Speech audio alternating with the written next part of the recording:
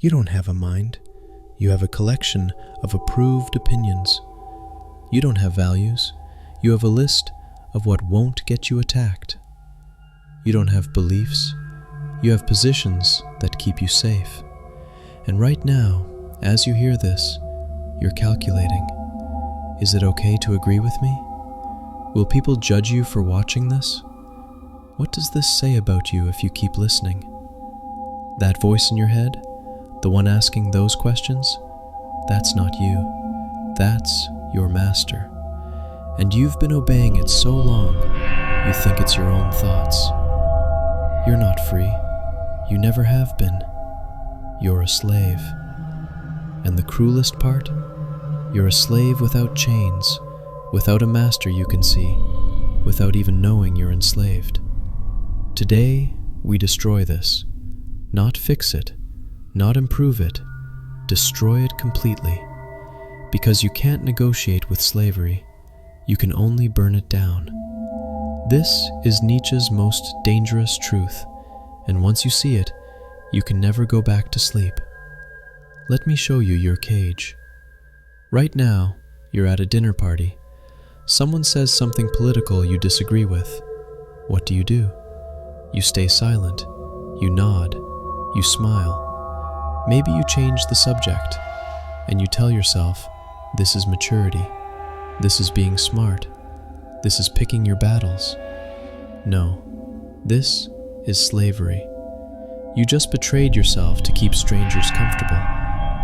Your boss asks your opinion in a meeting. You know the truth, but you also know what he wants to hear. So you calculate, you read the room, you say what advances your position, and you call this professionalism, intelligence, playing the game. No, this is slavery. You traded your truth for approval from someone who controls your paycheck. You're scrolling social media.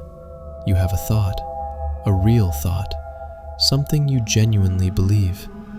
But before you post it, you stop. What will people think? Will I get attacked? Is this the right side to be on? So you don't post it, or you soften it, add disclaimers, make it palatable, and you call this being responsible, thoughtful, mature. No, this is slavery. You just ask permission to have your own mind. Every single day you do this, hundreds of times. You check, you calculate, you adjust, you perform. And you've done it so long that you think this is just how life works. This is being an adult. This is being civilized. But here's what you won't admit. You don't know what you actually believe because you've never tested it. You've never stood alone with an unpopular truth and held it anyway.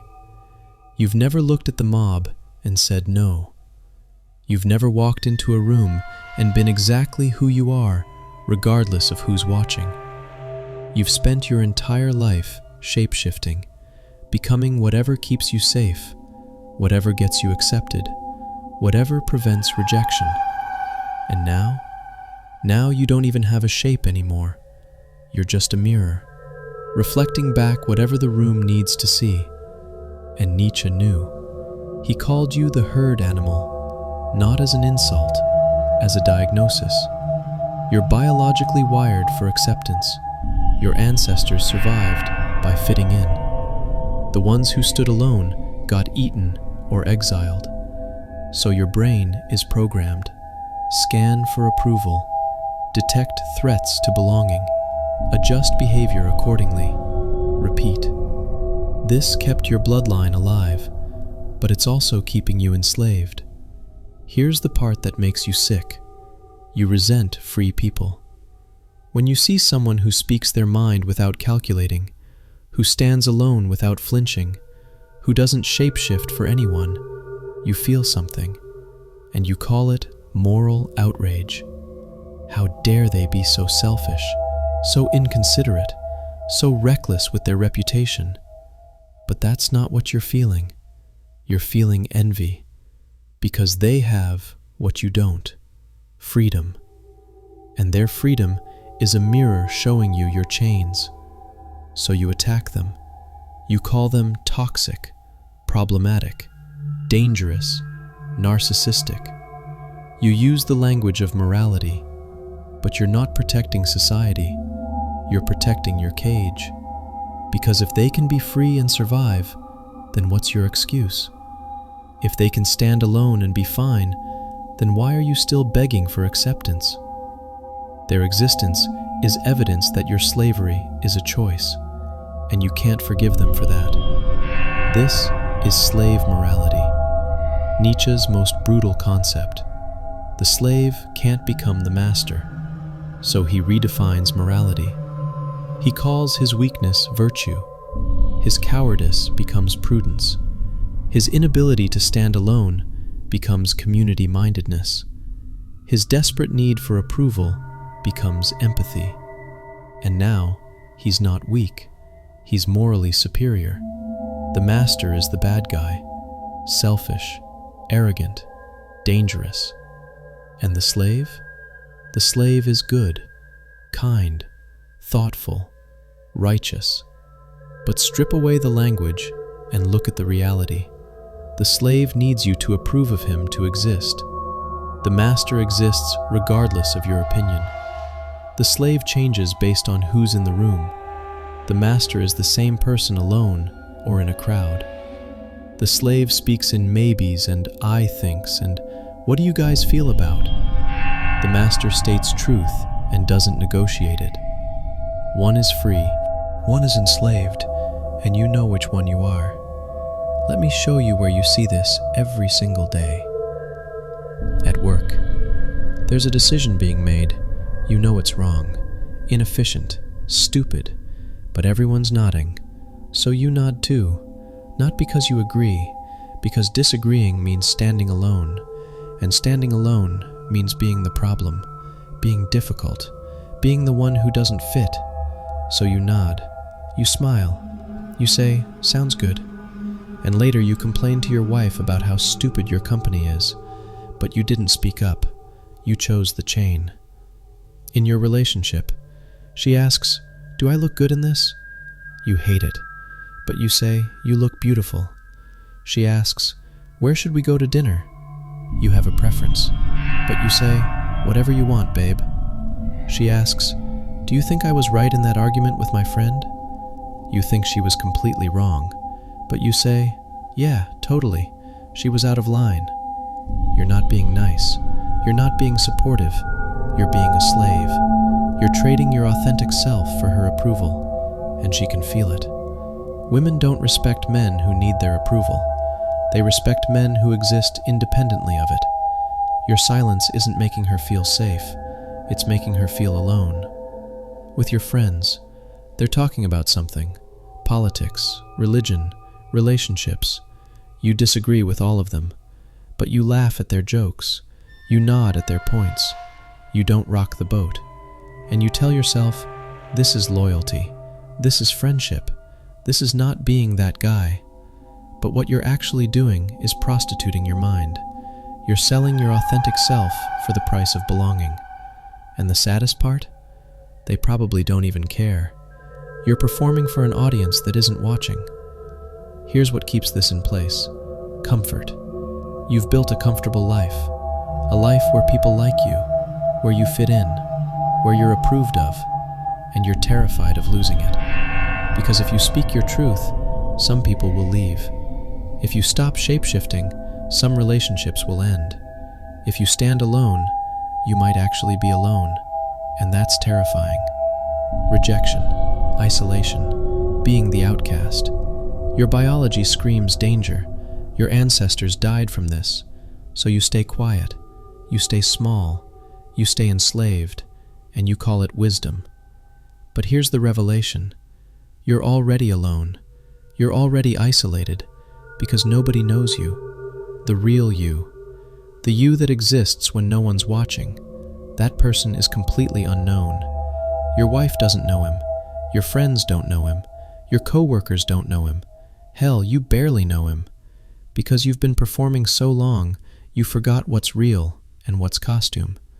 You've spent decades building connections with people, but none of them are connected to you.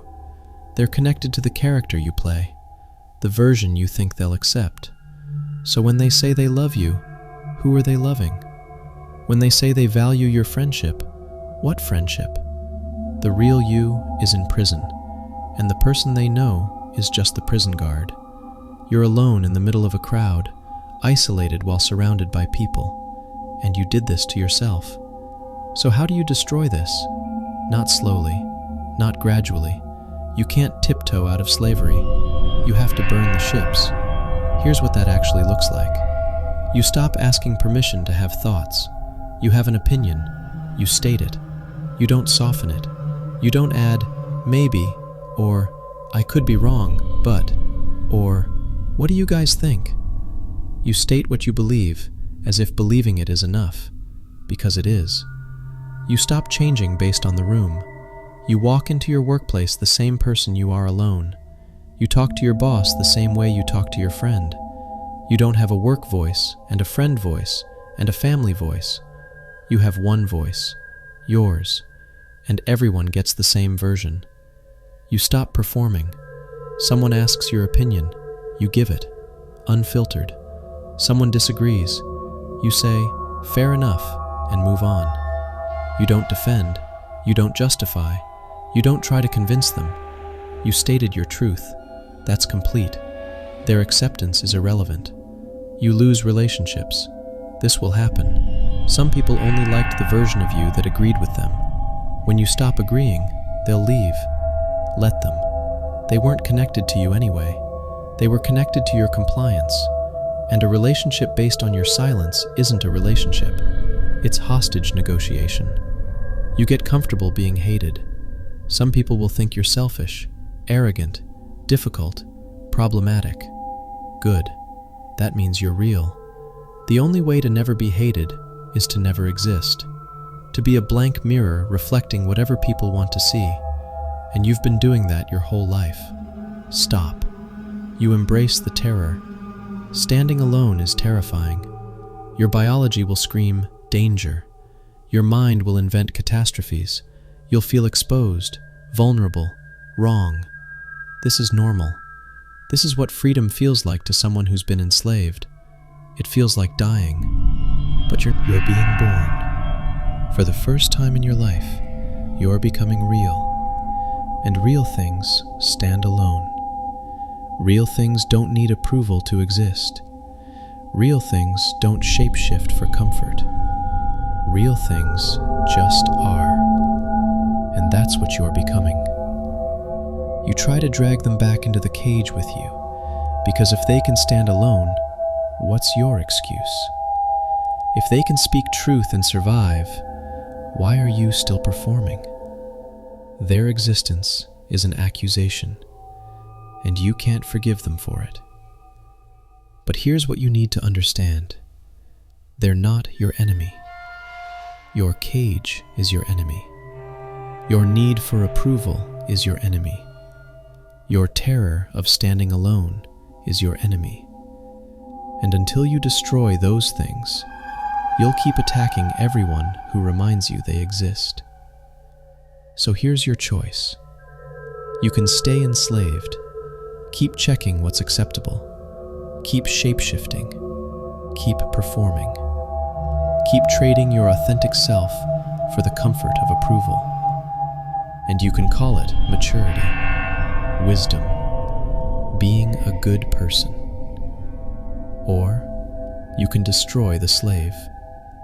Stop asking permission. Stop changing for rooms. Stop performing for people who don't even know you. Stand alone. Speak truth. Exist independently of their opinion. And yes, you'll lose people. Yes, you'll be uncomfortable. Yes, you'll stand alone sometimes. But you'll be free. And freedom is the only thing worth having. Everything else is just a decorated cage.